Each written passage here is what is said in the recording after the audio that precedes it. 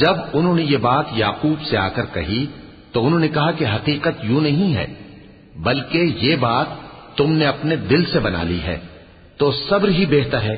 عجب نہیں کہ اللہ ان سب کو میرے پاس لے آئے، بے شک وہ علم والا ہے، حکمت والا ہے۔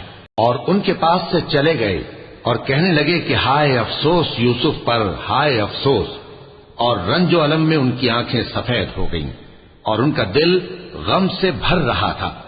بیٹے کہنے لگے کہ واللہ آپ تو یوسف کو اسی طرح یاد ہی کرتے رہیں گے یہاں تک کہ آپ گھل جائیں گے یا جان ہی دے دیں گے۔